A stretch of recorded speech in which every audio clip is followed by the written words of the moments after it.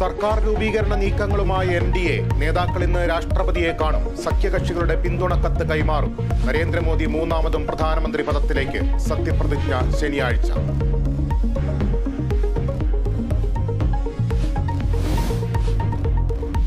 K മുരളീധരനെ അന്വയിപ്പിക്കാനായി K Sudhakaran നേരിട്ടെത്തുന്നു. നീക്കം മുരളീധരനെ ഫോണിൽ പോലും കിട്ടാത്ത സാഹചര്യത്തിൽ.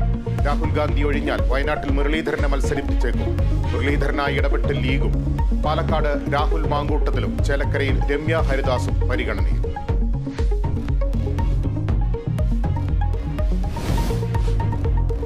തൃശൂരിൽ വീണ്ടും കോൺഗ്രസ് നേതാക്കൾക്കെതിരെ പോസ്റ്റർ പ്രതിഷേധം. പോസ്റ്റർ പ്രത്യക്ഷപ്പെട്ടത് DCC ഓഫീസിന് മുന്നിലും പ്രസ് ക്ലബിലും.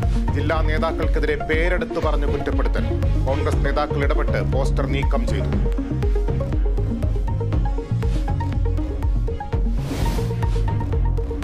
തെരഞ്ഞെടുപ്പ് കഴിഞ്ഞിട്ടും തലവേദന ഒഴിയാതെ ഇടതുമുന്നണി. രാജ്യസഭാ സീറ്റ് ചർച്ചയിൽ ഇനിയും അന്തിമ തീരുമാനമായില്ല. വിട്ടുവീഴ്ചയ്ക്കില്ലെന്ന് കേരള കോൺഗ്രസ് എം. മന്ത്രിസഭാ പുനഃസംഘടനയും ഉപതെരഞ്ഞെടുപ്പും പുതിയ വെല്ലുവിളികൾ.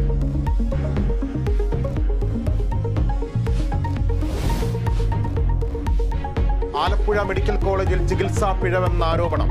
നവജാത ശിശു മരിച്ചത് അനാസ്ഥ മൂലമെന്നാരോപിച്ച് ആശുപത്രിയിൽ പ്രതിഷേധം. കൃത്യമായ പരിചരണം ലഭിച്ചില്ലെന്ന് ബന്ധുക്കൾ. കാറടുക്ക സഹകരണ സൊസൈറ്റി തട്ടിപ്പിൽ അന്വേഷണം ഊർജിതമാക്കി ക്രൈംബ്രാഞ്ച്. മുഖ്യപ്രതികൾ പിടിയിലായതോടെ സുപ്രധാന വിവരങ്ങൾ ലഭിക്കുമെന്ന് പ്രതീക്ഷ.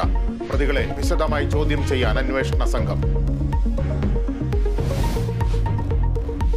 ഇന്ത്യൻ ഫുട്ബോൾ ഇതിഹാസം സുനിൽ ഛേത്രിക്ക് ഇന്ന് വിടവാങ്ങൽ മത്സരം. അവസാന മത്സരം കുവൈറ്റിനെതിരെ കൊൽക്കത്ത സാൾട്ട് ലേക്ക് സ്റ്റേഡിയത്തിൽ.